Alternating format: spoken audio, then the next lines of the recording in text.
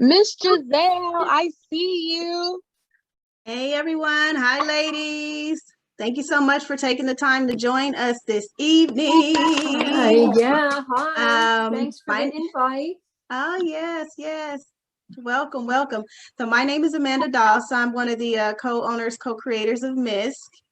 And Ava Dangerfield. And I'm Michelle Mayers. And we are all the owners of MISC, which stands for Motivating, Inspiring, and Servicing Communities. We started the organization in April of last year, just by way of casual conversation about life and, wanting to help people however we can through our various backgrounds that we have. And so one of our goals is to help build a stronger community. And so one of the ways that we know to do that is through education. This is our third virtual event in regards to financial literacy, if you will. We did one for youth and we did one for adults, and now we're doing one specifically geared towards women because first, March is International Women's Month.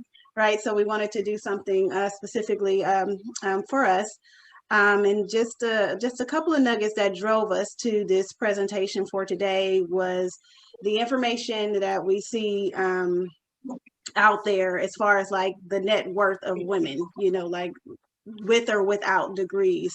One of the articles that were published by Black Enterprise magazine a few years ago was that, women without bachelor degrees between a certain age range have a net worth of 0. And with a bachelor's degree in a specific age range, like as on the slide, they have a net worth range of 1,000 to 2,000. Now, this may not be you, but you may know somebody that, fits within this, demographic that it may be impacting. And so we're really passionate about if we don't know, but we know somebody that may know, we want to share that with, as many people as we can. So again, we want to thank you for joining us. We're going to give just a couple of housekeeping rules before we get started, and I'll turn it over to you. So you'll notice that we'll all be muted. So if you have any questions or anything, just go ahead and use the chat. Go ahead and put your questions in there. Also the video, if you guys have the video off, it'd be nice if you can show your beautiful faces. We would love to interact with you guys. So that'd be great. I understand if you don't want to, if you don't feel like it, but it would be nice if you can show your face so we can interact with you. Okay, and that's all I have. Thank you, Michelle. And Ava, did you want to share a little bit about your background?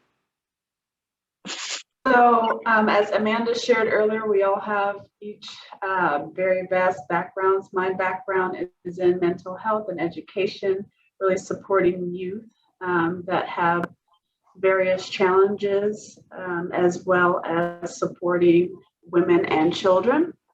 And it's just a blessing to be a part of MISC and us working together to support the community and uplift one another. Yeah, thank you. So today we are very excited to have our presenter. His name is Ricardo Thomas. He is a financial consultant advisor, and he is also president of Thomas Waddell and Associates. He has over 30 plus years of financial advisor history.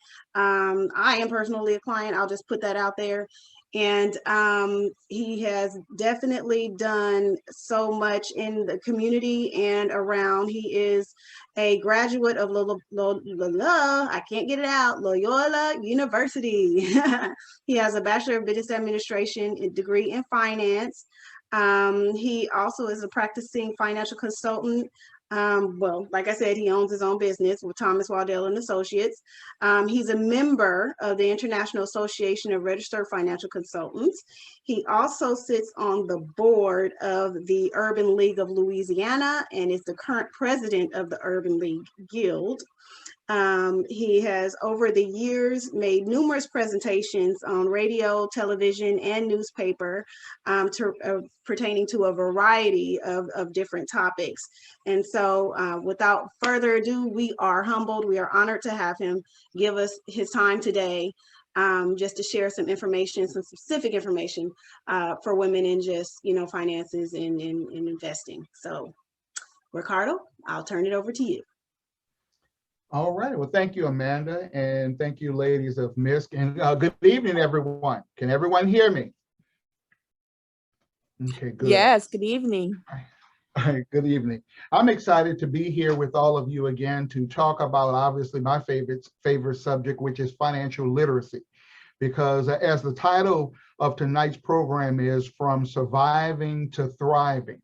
And specifically, we're going to talk about strategies and ways to close the wealth gap as it relates for women. But I don't know about you, but how many of you are ready to thrive? You can respond by a show. How many of you are ready to thrive?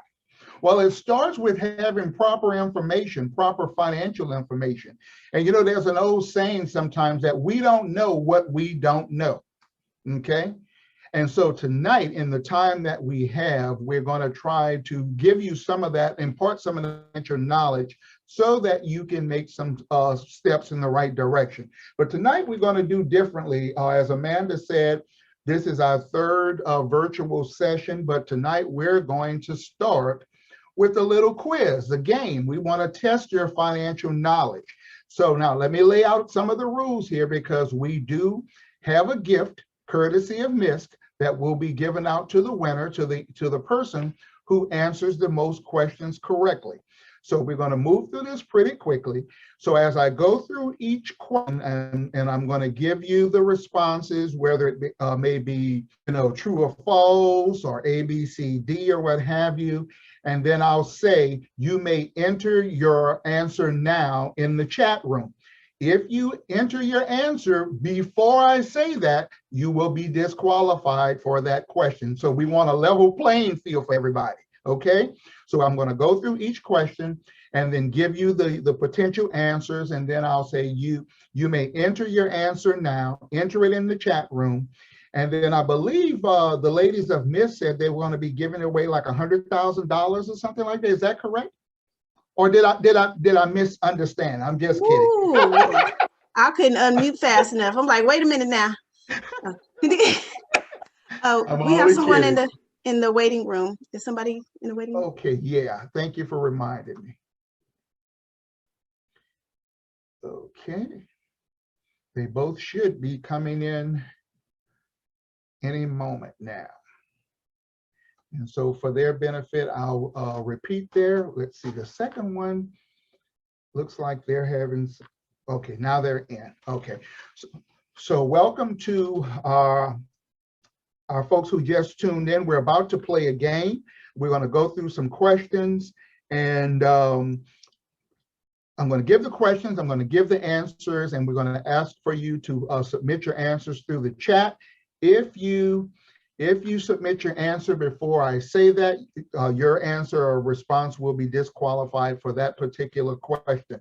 At the end, the ladies of MISC will tally up the person who has answered the most questions correctly. And I see in the chat, that's right, go to Amanda for that $100,000. That's right, it's in there. Just kidding, want to add a little levity to tonight. So without any further delay, let's get started with the questions. So, and these are things, and this is so important because these are things that all of us in some way, shape, or form deal with every single day as it relates to our finances. So we all should know the answers, and with an emphasis on the word should. So we're going to test your financial knowledge tonight. So question number one, how much should you set aside in liquid low-risk savings in case of emergencies? How much should you set aside in liquid low-risk savings in case of emergencies? Answer A is 1 to 3 months worth of expenses.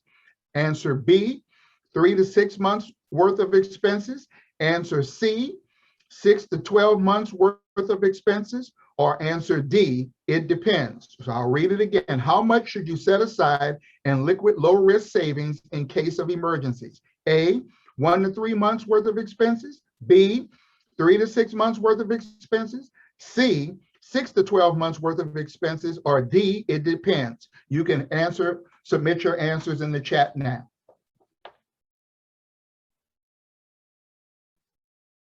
Okay. Moving on to the next question. Question number 2, diversification can eliminate risk from your portfolio. This is a true or false one. Diversification can eliminate risk from your portfolio. A is true, B is false. You may submit your answers now. Diversification can eliminate risk from your portfolio. A is true, B is false. Okay. Moving on to the next question. Which of the following is a key benefit of a 401k plan? I know many of us have jobs and have retirement plans now. We don't have those old traditional pension plans like many of our parents had. Now we have those 401ks where we're in charge of making the investment decisions. So, which of the following is a key benefit of a 401k plan? A, you can withdraw money at any time for needs such as the purchase of a new car. B, the plan allows you to avoid paying taxes on a portion of your compensation. C, you may be eligible for an employer match, which is essentially getting free money. Or D, none of the above. I'll repeat the question. Which of the following is a key benefit of a 401k plan? A, you can withdraw money at any time for needs such as the purchase of a new car. B, the plan allows you to avoid paying taxes on a portion of your compensation. C, you may be eligible for an employee match, which is essentially getting free money. Or D, none of the above. You may submit your answer now. Moving on to question 4. Some, but not all, of the money in a bank or credit union account is protected. This is a true or false question. Some, but not all, of the money in a bank or credit union account is protected. A is true, B is false. You may submit your answer now. Some, but not all, of the money in a bank or credit union account is protected. A for true, B is false. Okay. The next one, question 5. Which of the following is typically the best way to pursue your long-term goals? A, investing as conservatively as possible to minimize the chance of loss. B, investing equal amounts in stocks, bonds, and cash investments. C, investing 100% of your money in stocks. Or D, not enough information to decide. I'll repeat the question again. Which of the following is typically the best way to pursue your long-term goals? A, in investing as conservatively as possible to minimize the chance of loss. B, investing equal amounts in stocks, bonds, and cash investments. C, investing 100% of your money in stocks. Or D, not enough information to decide. You can submit your answer now. Question 6. In debt speak, okay, and we've all seen this here. What do the letters APR stand for? What do the letters APR stand for? Does it mean A, does it mean A, actual percentage rate? A, actual percentage rate. B, annual personal rate. C, annual percentage rate. Or D, actual personal return. So again, what does APR stand for? A, actual percentage rate. B, annual personal rate. C, annual percentage rate. Or D, actual personal return. You can submit your answer now. Next question, number 7. This is a true or false. Mutual funds are the safest types of investments. A is true, B is false. I'll repeat the question. Mutual funds are the safest types of investments. A is true, B is false. You may submit your answer now. That's question 7. Question 8.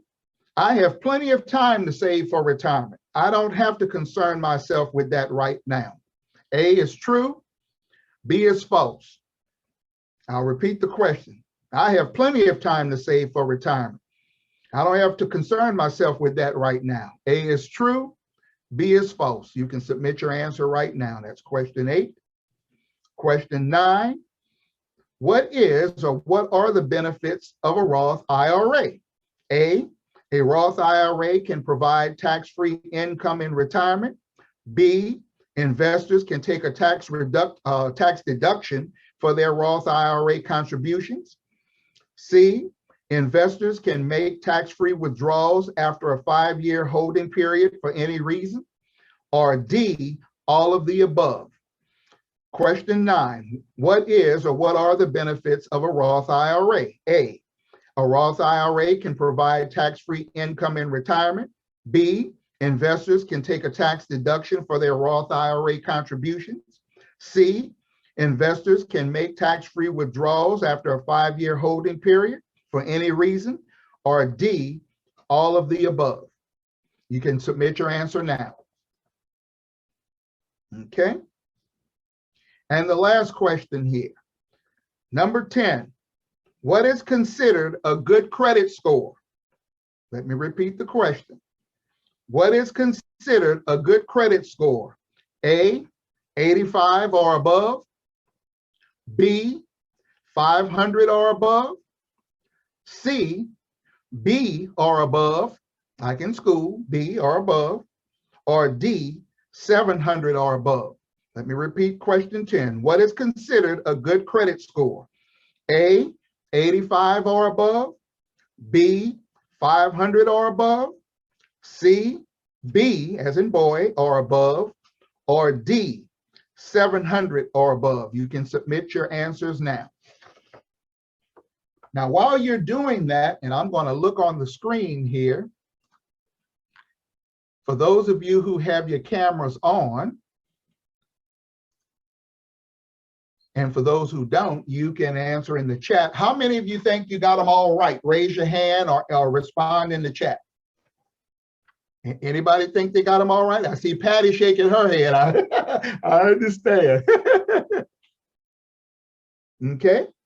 I see one person says they think they got them all right. Okay, I see 2, 3 people. Okay. Now, we all agree that these are things that we all deal with in some form or fashion every day, right? As it relates to our finances. So we should know the answers to those.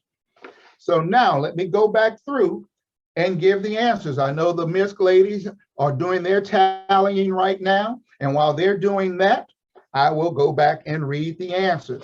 And we're going to count on the honor system here as I go through the answers, but they're already doing the tallying. So for question 1, how much should you set aside in liquid low-risk savings in case of emergencies? The correct answer is D, it depends. Now, some of you answered 3 to 6 months or 6 to 12 months. That's not incorrect. However, the better answer is it depends, because it depends on what other resources you have, what other things you have in place. It truly depends. So that one was kind of tricky, okay? Number 2, diversification can eliminate risk from your portfolio. That is false.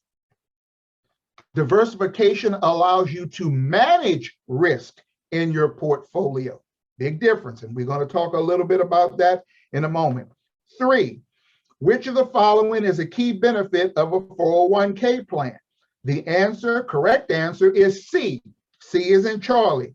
You may be eligible for an employer match, which is essentially getting free money. Most of us know when you have a 401k and participate, they'll tell you, well, we'll match dollar for dollar the first 3% or the first 4%. If you don't take advantage of that, you're leaving money on the table. Okay. 4, true or false? Some, but not all of the money in a bank or credit union account is protected. That is true. Depending on how much money you have in the bank or credit union and what the registration is, some of that money may be exposed to default if they go under. Okay, it really depends. These days, the coverage goes up to $250,000. Not too long ago, it was only $100,000 to cover. Okay, so the answer there was true. Question 5. Which of the following is typically the best way to pursue your long-term goals? The correct answer was D, not enough information to decide. Okay, I see Jan shaking her head. You can't hide. And that's an important one there, because you can't put a square peg in a round hole, and it's not one size fits all. You know, the worst thing we can do is, oh, well, my friend's doing it, I want to do it too. Well, that's like going to the doctor and saying, oh, my friend, you gave my friend penicillin, give it to me too. Well, first of all, some people are allergic to penicillin. Second of all, penicillin is not the answer for everything. Okay, so same thing here. We don't have enough information. When you're talking about trying to reach your financial goals, it is really personalized to your own situation. Question 6, what does APR stand for? The correct answer is C, annual percentage rate. Okay. 7, mutual funds are the safest type of investments. And I know I saw some of you answer true. The answer is false. Okay. Now they are a good vehicle of investment, but see, we misdefine or misunderstand what the meaning of the word safe means. Okay. And so we're going to get into that in the actual presentation.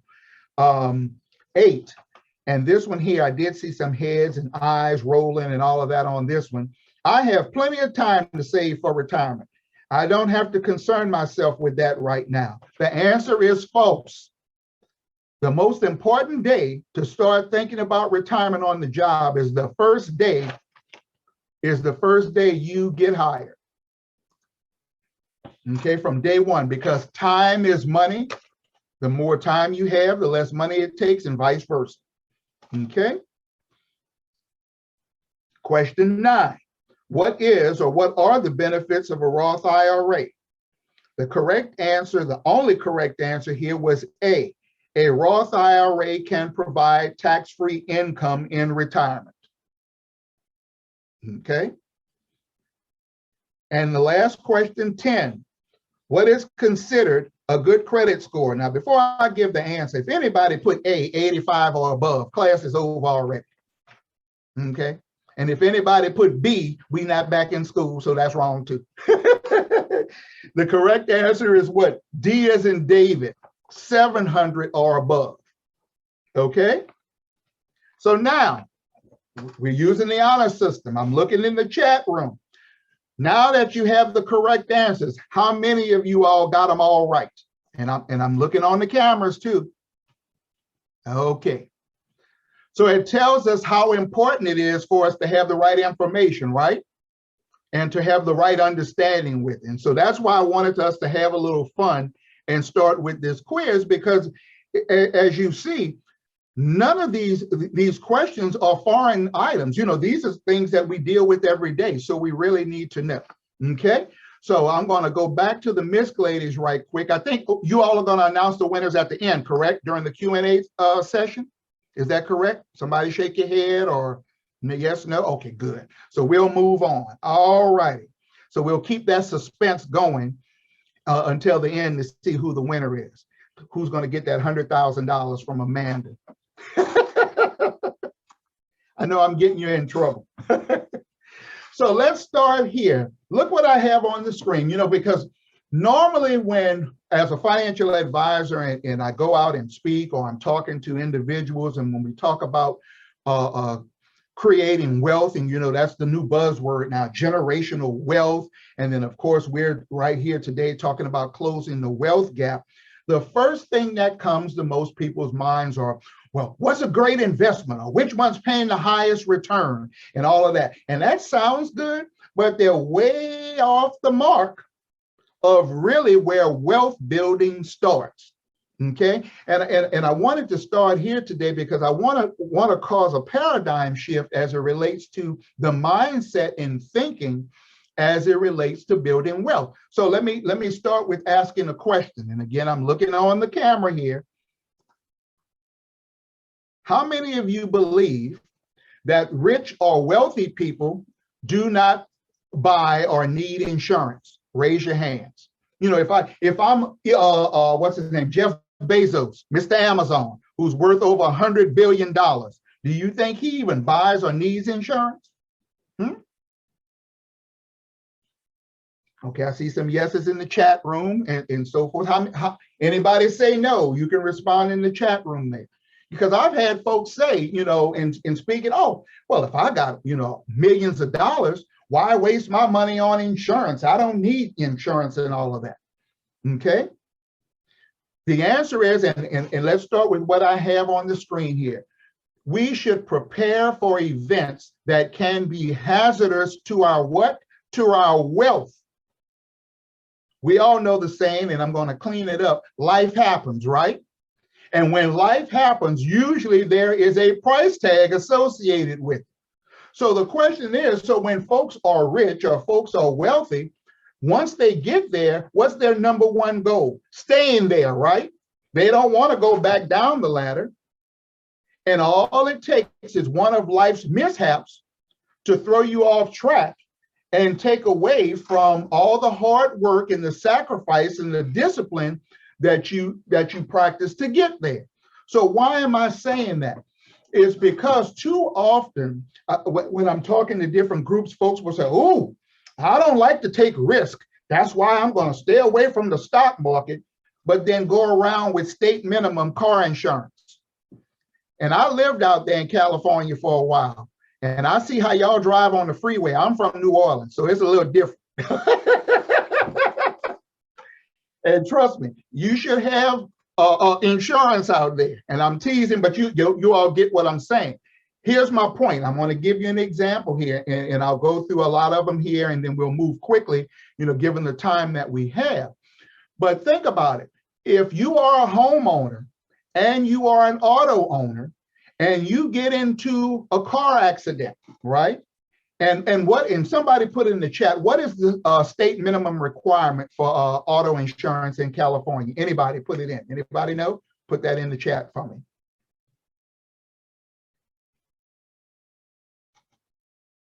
Anybody? Okay, I'll use Louisiana's for right now until somebody answers. In Louisiana, the state minimum is 25, 50, 10. What that means, I'm sorry, 25, 50, 25. What those three numbers, and they all lay out the same way for liability coverage.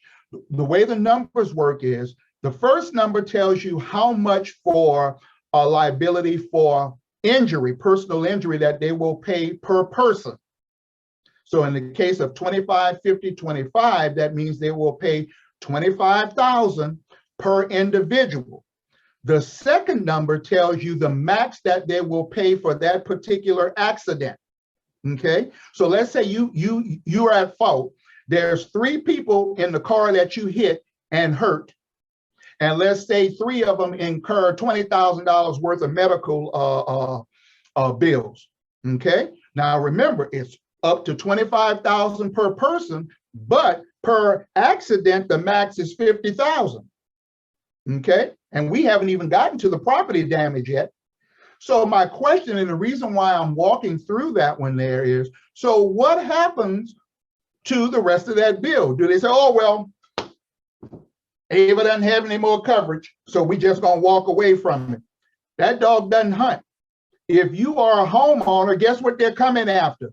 Your house. And if you're not a homeowner, guess what else they're coming after? Your job, your paycheck. They will garnish your wages.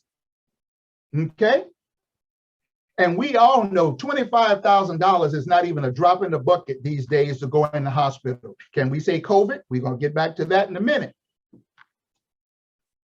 Okay, so it's important. So the number one thing to do in working on that journey to closing the wealth gap, to creating generational wealth, is to make sure you have adequate coverages so as to what? To protect or shield your wealth. That's why very wealthy people carry oodles and noodles or millions and millions of dollars of insurance. Why? Because if something comes up and they have to pay off a significant claim, they don't want that coming out of their pocket. They'd rather have that come out the insurance proceeds. Make sense?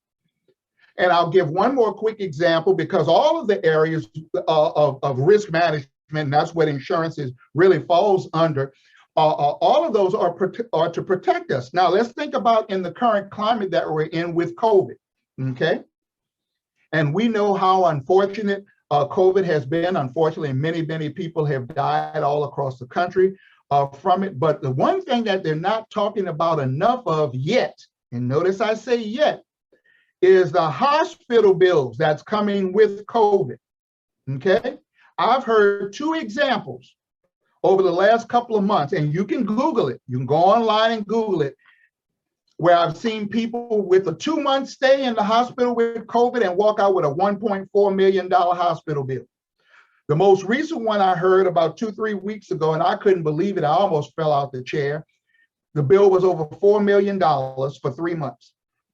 Now you think about, from your journey in trying to create wealth and pass it on to the next generation, and then now all of a sudden you have a 3-month stay, and with the stroke of a pen, it's all gone. Do not be surprised, over the next year or 2, there will be a flash of personal bankruptcies due to medical bills because of COVID, okay? It's coming. So it's important for us to have the proper insurances. And too often, we don't want to talk about the insurances because that's not the sexy part. Oh, I want to talk about GameStop and all that other craziness.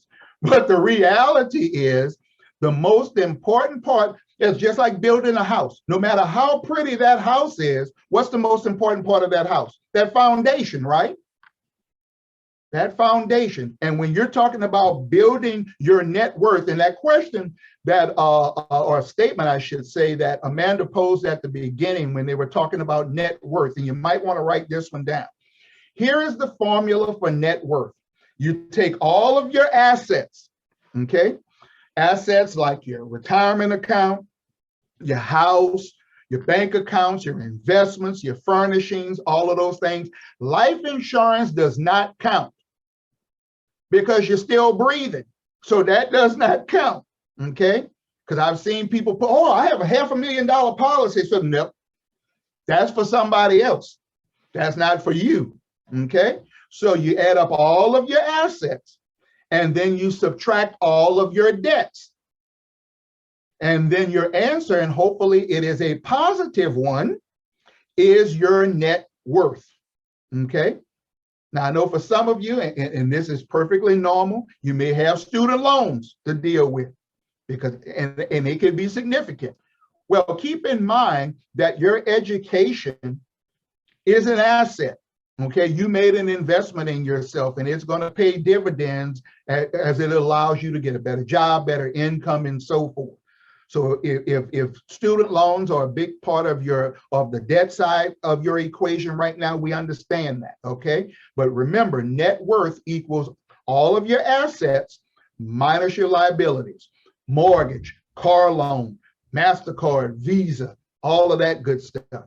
Everybody got that? So when you go to the bank and they ask you for a balance sheet or they ask your net worth, that is what they are asking about. Okay, so it's important for you to know that. Now that you understand it, and you go back to reflect on the statement that she made as it relates to how little the net worth is for a lot of women, since the focus is on women tonight, what does it tell you? Now, most of you on here are all, well, y'all all too young to remember a lot of the songs from Elvis. Elvis used to have a popular song, and even me, I'm too young to remember, but I did Google it in case I see some faces on there. But Elvis Presley had a popular song called "A Whole Lot of Shaking Going On."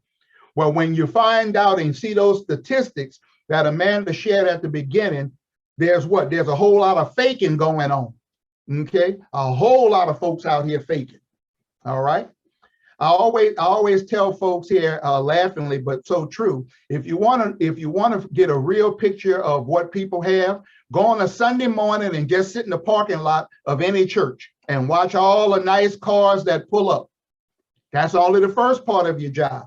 Now take those same cars that you see in the parking lot at church and follow them home. And many times the car worth more than the house they go into. It's true. Okay, so hopefully everybody understands that, because we don't have a lot of time on there. I do have some nice packets that go into each of these areas more specifically that I can email to each of you, but just keep that in mind that the foundation starts with risk management, having the right policies, having the right amounts, because anything can happen that can derail your plan. And for those of you who may be parents, and you may say, well, yeah, I'm setting aside monies for my child to go to school, and I know they're going to go to Harvard or whatever. And unlike some of these actors and actresses that we've seen recently that were paying off people, we got to plan for it and pay for it.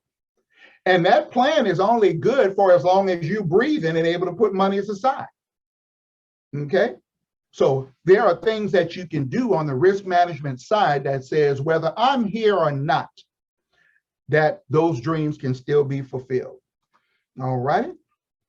So now let's talk about some investment fundamentals here. We're going to have a little fun with this. We're going to talk first about how money works. I want everybody to get ready to answer this in the chat room. Some of you have heard me ask this before, so delay in responding with your answer, but this is important. We need to know how money works, because if we don't know the basics of how money works, how are you going to determine what you should or should not invest in? Or more importantly, how are you going to judge its performance or not?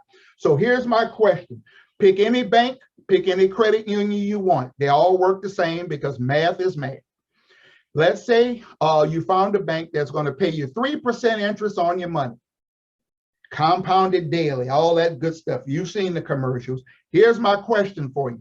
If I gave each of you $1 today, and you went to that bank or credit union and they told you they're going to pay you 3% interest compounded daily, here's my question.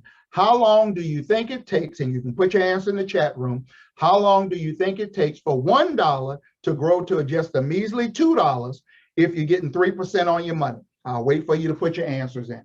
How long does it take for $1 to grow to $2 if you're getting 3% on your money? And look at Jan trying to cheat on her calculator. I'm watching. I'm teasing. Don't turn your video off. I'm watching. I see Anita trying to cheat too on her phone. I'm watching everybody. So here's the question. How long does it take for $1 to grow to $2 if you're getting 3% on your money? Because think about it. We should know this. We're bringing our money to them, or it's being direct deposited. We're giving them our money. We should know how it works. Okay, so I see some different answers in there. I see 5 years, I see 24 years, I see 10 years and all. Can everybody possibly be right with this? Absolutely not. Because one great thing about this, we're doing math, and math is absolute. Okay, math is absolute. So here enters the rule of 72. You definitely want to write this down, because this explains, this will make you, and I'm not joking here. When you understand the rule of 72, you will understand how money works better than probably 60 to 70% of the population. Seriously. The rule of 72 explains how compound interest works. So whatever rate of return you're getting on your money, in this case, the example was what, 3%. You divide that number 3 into the number 72, and it tells you how many years it takes to double your money one time. So in this case, in our example here, if we have $1 and we're getting 3%, now that you know the equation for the rule of 72, how many years does it take for $1 to grow to $2 if you're getting 3% on your money? You can enter your answer in the chat room. Everybody should have the same answer, because all we're doing is math. 3 goes into 72 how many times? That's essentially what we're asking here. Okay. So Kim put in the answer 24. So how long does it take? 24 years. Now, what's wrong with that? Everybody should answer the same way. I'll wait for that in the chat room. If it takes you 24 years to double $1 to $2, what's wrong with that? And that's why we asked you to mute, because we don't want you to cuss with your answer here. I think we all will agree that it's what? It's too long. If you got to wait 24 years for your money to double, whether it's $1 or whether it's $1 million, it's too long. So I want you to understand it's not about the amount of money, it's about the amount of the return. Because even if you had $1 million, if it's getting 3%, it still will take that $1 million 24 years to double your money. Okay? So everyone understand that. That's called the rule of 72. All right? Yeah, Jan said, we don't have that long to wait. Exactly. That's exactly right. So now you understand that. So let's understand the next part as to why we should invest. Oftentimes, you heard me allude to this earlier. People say, oh, I don't know about that investing. I don't know about the stock market. It's too risky. I'm going to stay away. Okay. And a lot of time, those responses come from the fact of not really understanding how everything works. So let me ask this question, and I want you all to put the answer in the chat room. And I never get a wrong answer to this one. Companies or businesses are in business to do one thing, and what's that? I'll wait for somebody to put the answer in.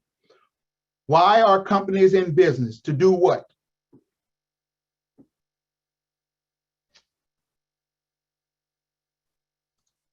Exactly. To make money. I never get a wrong answer. To make money. That's why they are in business. Now, what are we talking about here? I'm trying to taking us on the path of understanding money circulation. So we realize that companies are in business to make money. We also realize, or should realize, that 70 to 80% of the money that we work for goes right back to these companies every day for the products and services that we need to live every day, correct? So then the question becomes, why should I be afraid to own a part of the company that my very existence keeps business?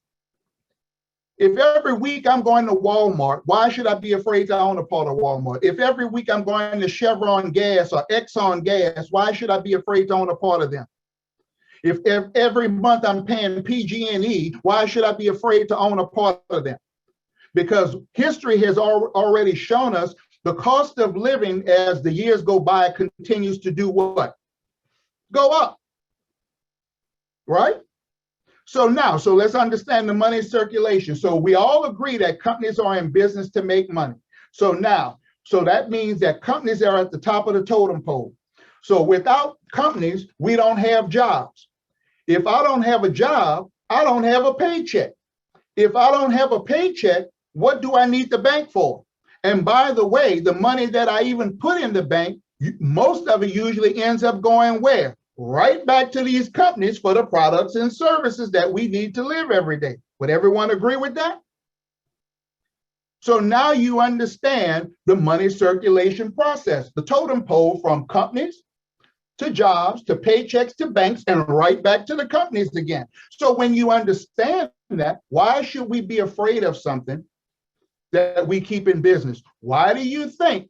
And let's just look at the current situation here with the pandemic. So when they're talking about giving folks these stimulus checks and all of that, are they saying, get your check and put it under the mattress? Get your check and bury a hole, put a hole in the backyard and bury it. What do they want you to do? Go out there and spend that money with these companies, right? That's how the circulation, that's how the process works. So they're telling us right up front. So we need to understand that. That's how a capitalist system works. Okay? Now let's talk about inflation. And I shouldn't have to say much on that, because we know inflation is here. That's when we're paying more money for the same items that we paid less for previously, right? And it's continuing to go up with that. I remember, and some of you may remember this, however, none of you will admit this here today, but I remember when a Whopper was 69 cents. I remember that. Thank you, Giselle, for shaking your head. You remember you went. I remember that when a Whopper was 69 cents. And now a Whopper may cost you $6 or $7 by itself without fries or a drink. Okay? So we know inflation is here. The cost of living continues to go up. And even during the pandemic here, some people have already noticed prices have gone up. Here's a better one for you. Just look at the last roughly 2 or 3 months. And I know you guys get it worse than we do down here in New Orleans, but you'll be able to get this point really quickly. Have you noticed what gas prices have done in the last 2 or 3 months? Of a pandemic. And those prices are still going up. Remember a few years ago when they were talking about raising the minimum wage to $15, and that was several years ago. They still never raised it, but companies were already preparing for it and was raising their prices. Now look at the head start that they got, because they raised their prices 3, 4, 5, 6 years ago, and we're still fighting to get what? A $15 minimum wage.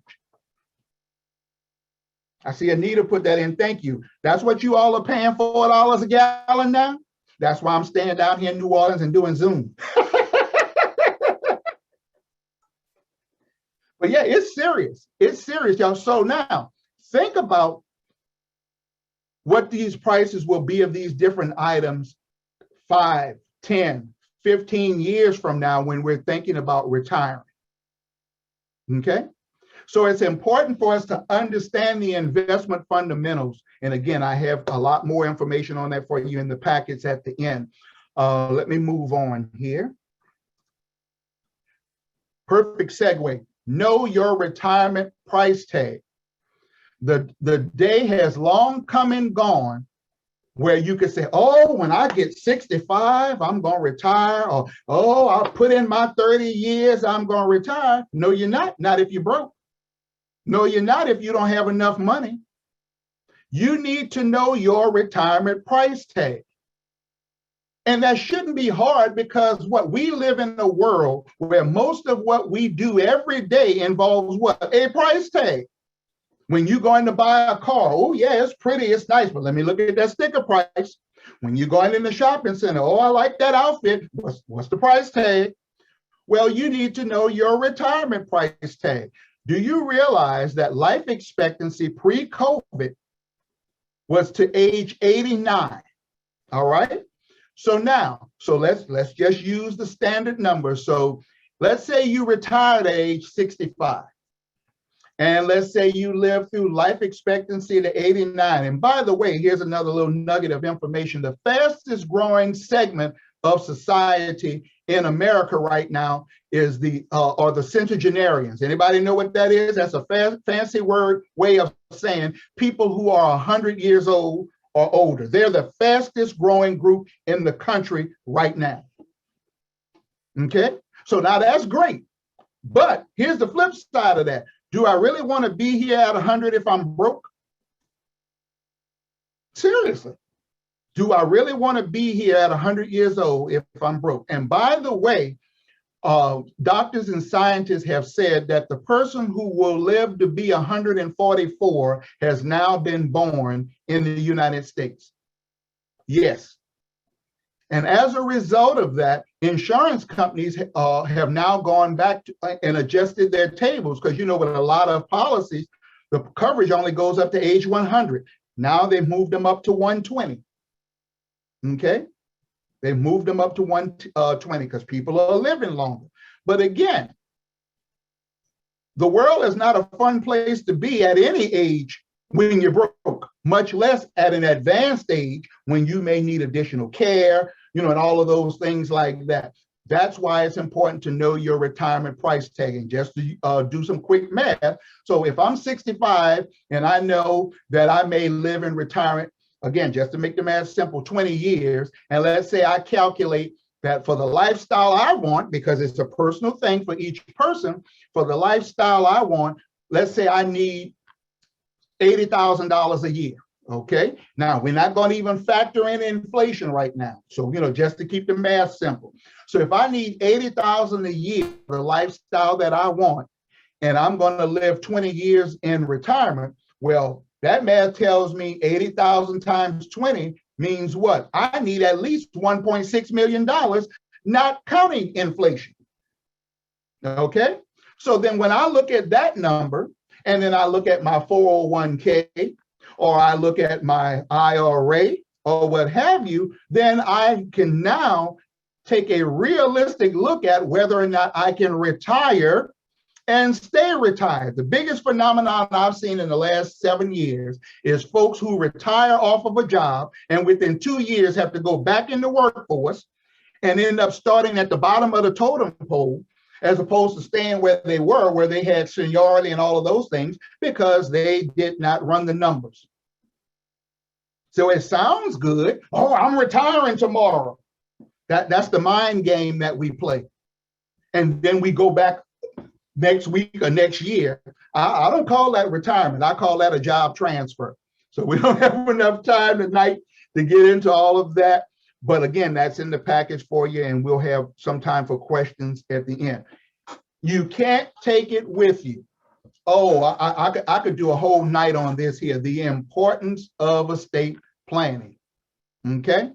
We all know that we have a certain amount of time that we're going to be here. And think about this subject here in the context of the times that we are in right now with COVID. There are a lot of folks that thought they were going to still be here right now, that thought, oh, I got time, I'll get to that later. And unfortunately, they're not here. And we know the challenges that many folks face, because I know certainly in my lifetime, I can't remember another time where folks were in the hospital and you couldn't even go in and talk to them. Where in a case like this with COVID, where some folks, given their physical condition, that they couldn't speak on their own behalf. Now think about the challenge that has created for the family, where now you have all of these difficult decisions to be made, and the person who it's involving is not in a position to help you. Okay? Estate planning is critical. Everyone should have a will. I tell folks all the time, you want to keep family peace, put it in writing.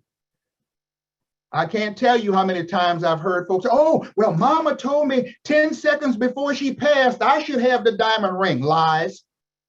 Put it in writing. I say, all they can do is go to the cemetery and stomp, and ain't nobody listening. Put it in writing. You want to have family drama? Don't have a will. Then you got to go through probate, because you got to go through succession. Or think about it, and I'll give you a quick Hurricane Katrina example. Okay? Down here, Hurricane Katrina, you know, a lot of people are still staying in the family home, as they like to call it. Grandma and grandpa have died, and we just let the next family member go in there and stay in the house.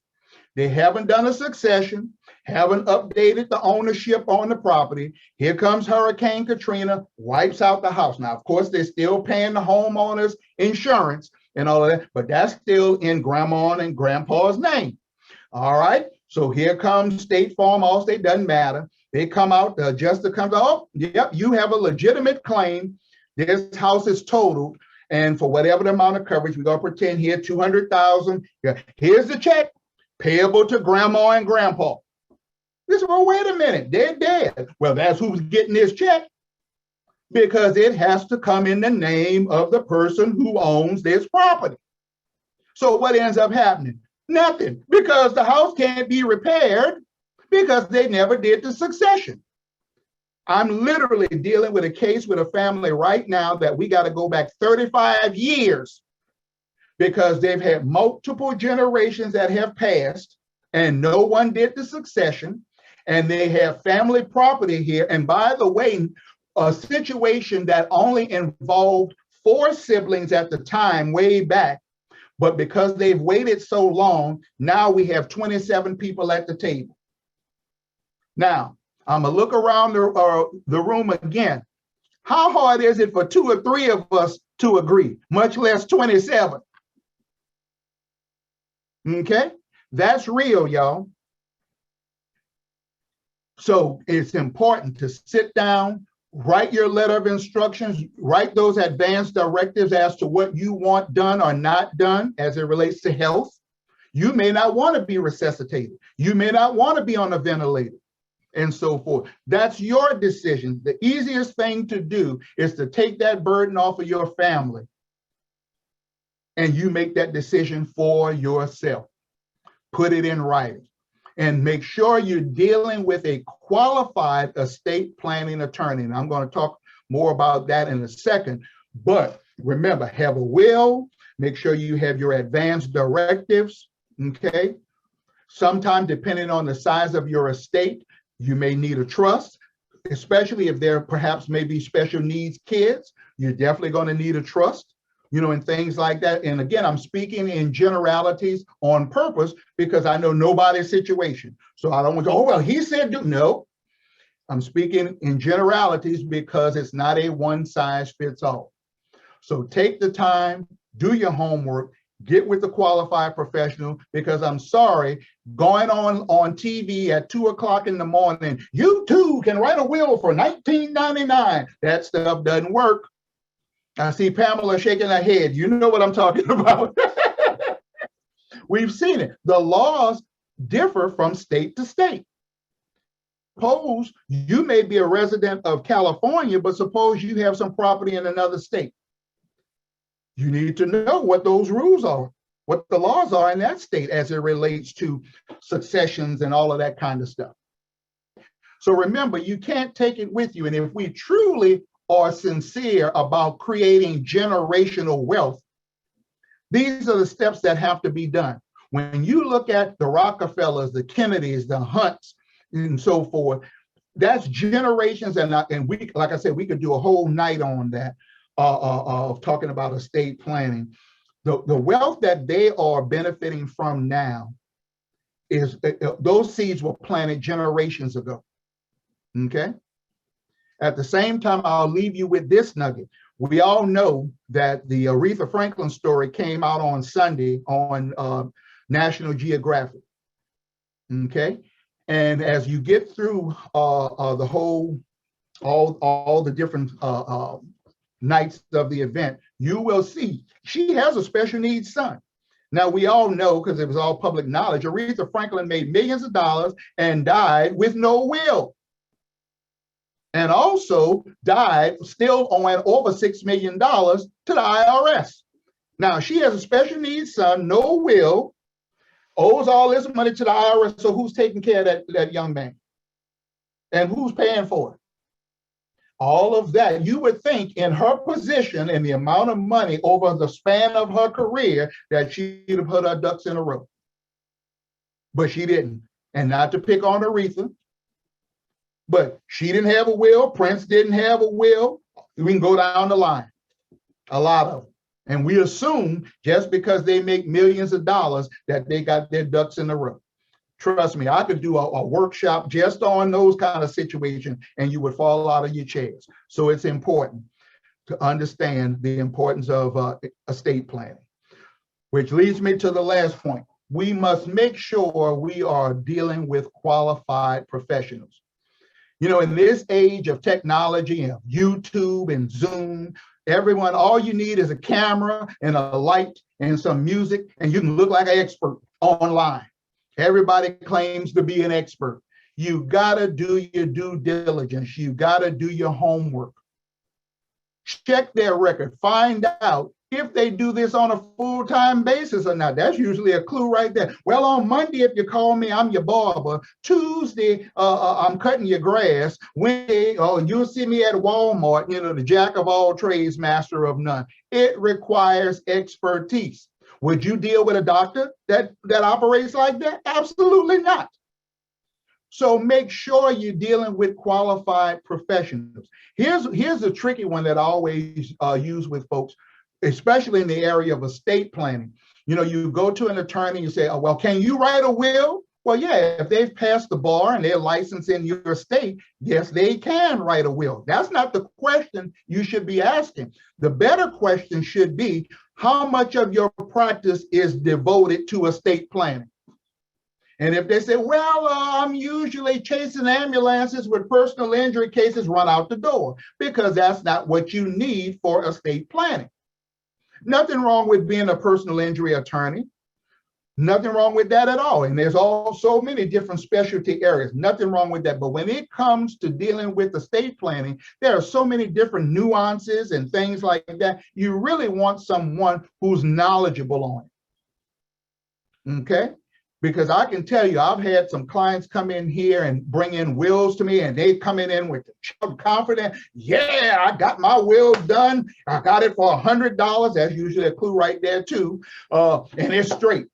And within 5 minutes, I can tell whether or not the person who wrote it knew what they were talking about. I'll give you a couple of clues. If your life insurance is inside your will, they don't know what they're doing. Life insurance already carries a beneficiary, so it should not be in a will. If your retirement plan is listed in your will, that's another error. Because the law says any accounts where you specify a beneficiary supersede what is in a will, period. Not only that, but when you have beneficiaries, it avoids the probate process, which is what you want. Okay? So the only things that should be in a will are those things that you can't put a beneficiary on, like a house, jewelry, other assets and so forth. But any type of financial instruments, bank accounts, investment accounts, retirement accounts, they should have beneficiaries on it. And make sure it's up to date, especially if you've been married and divorced. I'll share quickly one of my own family situations. I had a client work for years with the federal government, got divorced from his first wife, got remarried, and he died. She killed him, but that's another conversation. But anyway, he died with the second wife. And so she went to HR to collect his retirement. And they said, well, are you Gloria? They said, oh, no, that's the first wife. But, well, that's who we need to speak to, because that's who's the beneficiary on this pension. Because he never went into HR, the personnel, to update the information. And there's nothing new about it. So it is important to make sure your information, wherever you specify beneficiaries, that information is up to date. Okay? So work with qualified professionals, whether it's the estate, whether it's a financial advisor, whether it's your insurance agents. You want folks that are doing it on a full-time basis, that are doing continuing education, that's keeping up with the the latest trends and strategies. But here's another last tip that I say to look for when working with a potential professional. Don't shy away from the person who says, I don't know. That's a good thing. As I learned in school years ago, one of my professors said, the mark of a scholar is not to know everything, but to know where to find it. So if they don't know, then fine. If they say, okay, I need to research that, that's a good attribute, as opposed to the person who tries to wing it and do it all and mess it up. And then you're on the clock and you're spending money, or they're messing up your situation. So if they tell you they don't know, that's a good deed. Okay, so keep all of that in mind. And again, I'll have some information to help you with that as well. So I know we have covered a lot very quickly in this short time span, but we want to leave a few minutes here for any questions that anyone in the audience may have. So this is your time to speak now or forever hold your peace. I know Anita's been shaking her head. Giselle's been laughing at my crazy jokes. Pamela's been shaking her head.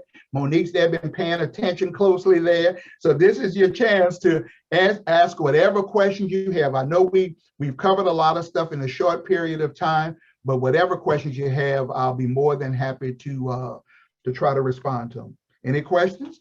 Anyone?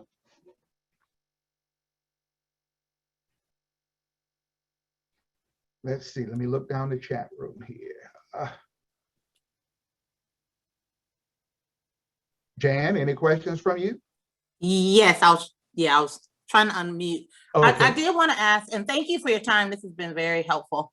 I wanted to ask in regards to the will. I've been working with several family members, just trying to make sure everyone has all of their things in order. One of a person asked, what if, so if you're dealing with an elderly person and they're not really wanting to go through the documentation, if they write something on a piece of paper, kind of like an unofficial document, how does that hold up in court? That's a good question, and certainly for years, and it varies a little bit from state to state, where they say, well, you can write it down and all of that, but there's something significant that you said, well, if they're not really agreeing, then that's already opening the door for it to be contested, okay?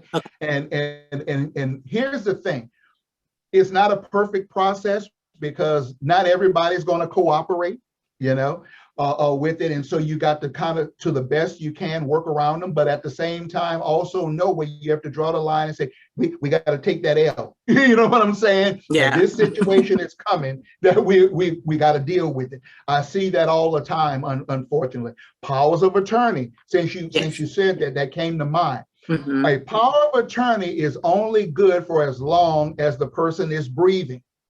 So when they die and you have a power of attorney to act on their behalf, your rights go away when they stop breathing.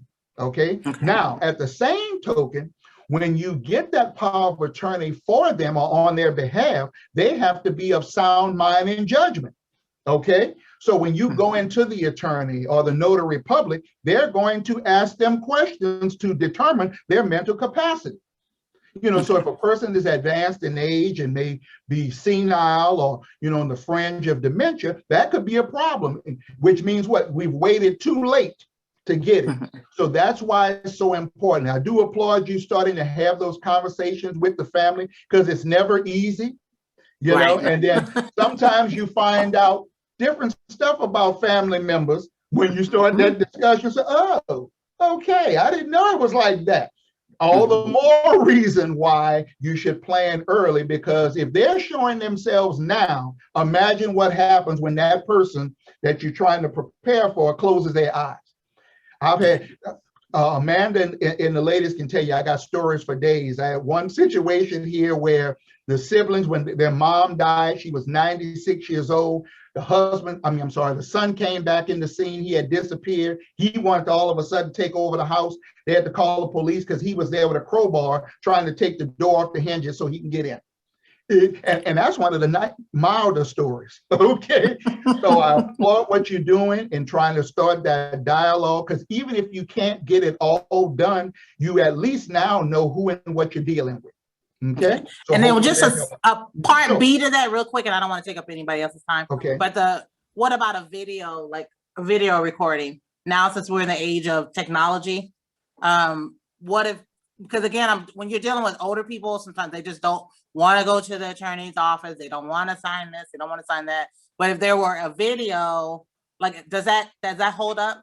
That can possibly help. I would strongly recommend that you consult with the attorney and tell them, say, well, look, the person for whatever reason doesn't want to come in. What about if we videotape it? What about if you come out? Now, you may have to pay them, the attorney to come out and so forth. Right. And if they say, well, if I come out and witness it and so forth, they may say, well, then that's acceptable. So that's more of a legal question, but ask them, and I don't see why, excuse me, that wouldn't at least add some credibility to the process. Okay. Thank you. You're welcome. Let's see. I believe there was a question here about, do women and men have different investment strategies? Yes, but it's not just a gender thing. It's also a comprehension thing as well. And I hate to say this as being the lone guy in the room, but what messes us men up many times is our egos. And we don't want to admit what we don't know. But I'll say this, and especially those of you who are married in there, you already know how dumb we can be. And you just shake your head, and then knowing, let's see, Giselle, you shaking just too well.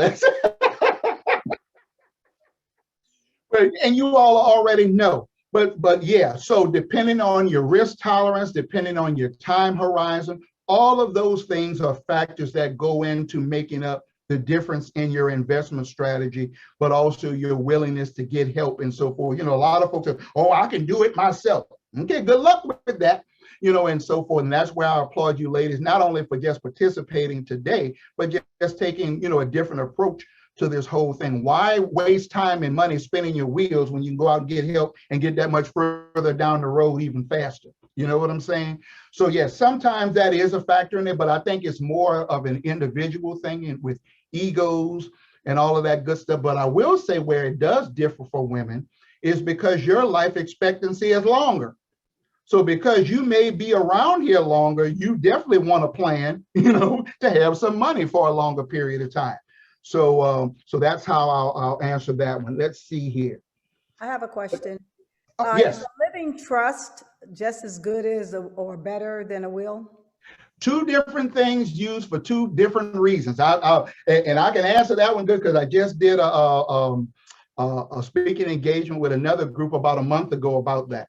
So the living trust really has to do more with, I'm sorry, I'm getting confused in my mind. The living will has to do more with advanced directives, okay, where we're still here, still breathing, but not in a mental capacity to get things done.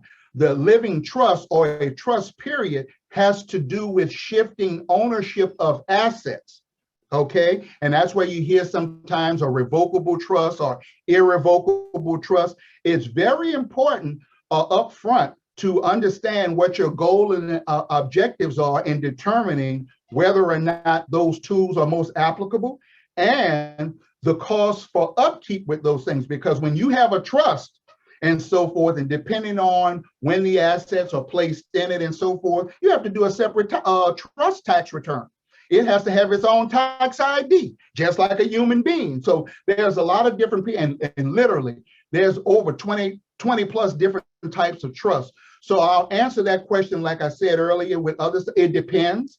It really requires sitting down, looking at your situation, the complexity thereof, or just the opposite, to determine which of those tools or which of those combination of tools are most appropriate for you. I've seen times where folks don't even need a trust, okay? I've seen times where they definitely need a trust. You heard me mention earlier with Aretha Franklin with the special needs son. She definitely should have had a trust with some of those assets for that hand to make sure that when her eyes closed, or even if she was still here, but not in a position to take care of him. I mean, let's be real. Aretha wasn't a spring chicken even when she left here. That's what I'm saying. But that young man still needed around the clock care. So to have a vehicle in place to provide for his upkeep when she was long gone would have been important. So it just really depends, Giselle, as to which combination of those tools. But rule of thumb, at a minimum, everybody needs a will. Everybody needs advanced directives, okay, from the health side and powers of attorney. So those three are important. When it comes to the trust, it really depends upon the amount of assets you have and the complexity of your situation. And let me say this too, for any of you who have blended families, because that's very common these days. Let's say I have kids from a prior marriage and so forth, okay? You make sure you have this stuff in writing. Or let's say I have kids from another situation that you all don't see until the funeral. We've all seen them kind of situations where you go to the funeral and you look on the other side of the church and you say, well, why do those two guys look like us? Because that's daddy's other kids, and so forth. Well, do you want these surprise folks who you've never met before coming in and making decisions, whether it's medical decisions, because they have every legal right to do it. They have every legal right. So basically, the trust doesn't really, like my parents have a trust, living trust. Okay. It doesn't really cover everything, is what you're saying, because we're not really beneficiaries over their accounts, like bank accounts. Well, my dad passed, but my thinking is I have to advise her, and should I advise her to act with the trust? She thinks the trust will cover the banks, but I'm not sure that it does. No, without being able to look at the documents, I don't want to say yay, nay, or what have you with it, but I'm leaning to what you're saying as it relates to the bank accounts, because if the bank accounts are not in the trust name, then they're not in the trust. Okay, so we have to look at the documents and see how everything is set up. And that's why I'm intentionally answering very, very general, because I don't want to give you, bad information, and so forth. It really requires you to sit down and we look at it, and then you look at what your objectives are. Because I can tell you this too, and many times I'll sit with a person and say, tell me what you were trying to do with this particular instrument, okay? And then I'll look at the document And I said, well, okay, I hear what you're saying, but this document ain't saying what you're saying. It's not matching up there. So it's important for you to do that homework and working with mom and getting with an attorney out there to review it. You know, just like we go in for the annual physical, annual checkup, nothing wrong with getting that that financial physical as it relates to the estate issues, because the money you spend now will save you thousands down the road, and lots of headaches as well can be eliminated. Okay. All righty, let's see. I see there's another question here. There was a question about, I think from Anita, about the Roth IRA. Let's see, where's Anita? I know she was on here. Let me try to find her back on. So unmute yourself. What was your question about the Roth IRA? Are you referring to the quiz question? Yeah. Okay, let's see. Where the question was, what are the benefits of a Roth IRA? So and the correct answer was here, that it can provide tax-free income in retirement. Now, keep in mind, everybody's, oh, that's what I want, tax-free income. It goes back to, again, it depends on where you are in your journey, okay?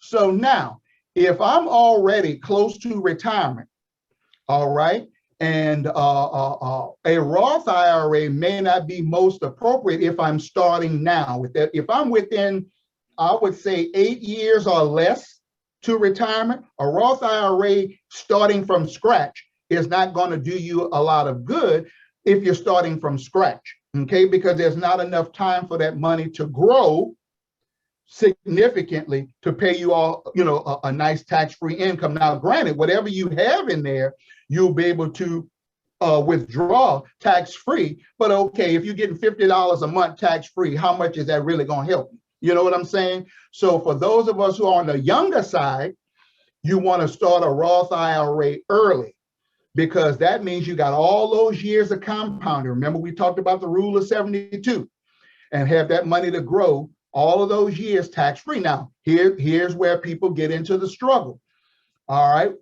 With a traditional IRA, you make your contributions up to $6,000 a year. If you're over 50, you can add an additional $1,000, which makes it $7,000 a year. With a traditional IRA, you get the tax deduction. And people say, yeah, I want to pay less taxes. Okay, good. Now you get the tax deduction, the money grows, but when you get to retirement age, every dollar you take out is taxable. Now, with a Roth IRA, that same person can put up to the same amount, $6,000 or $7,000, depending on your age. It grows tax deferred, just like the traditional. The difference is, once you get to retirement, you can withdraw that money for retirement purposes completely tax-free. And when you die, it can pass on to the next generation and they can take it out tax-free too. Back to what we were talking about, closing the wealth gap, creating generational wealth. So many times we shortchange ourselves in an effort to get a tax deduction on a few dollars up front and miss out on the tax-free benefit on a whole truckload of money down the road. You follow what I'm saying? So you have to sit down and weigh it and see, depending on your amount of time. Now, you can do a conversion. And I've done that with clients, meaning like if you had a 401k or a traditional IRA and you want to convert it to a Roth, you can do that. But that means when you convert, all the taxes is due immediately, which means that year on your tax return, that's all added as taxable income. Now, if I'm young and I got time, that totally makes sense, because whatever tax bite I'm taking right now will be more than made up from through proper investing over time. But if I'm on the doorstep of retirement and I just took a 30 to 40% haircut because of taxes and I wanted to convert, I don't have enough time to recoup it, you know, through growth. So again, the answer is it depends. It's a great vehicle.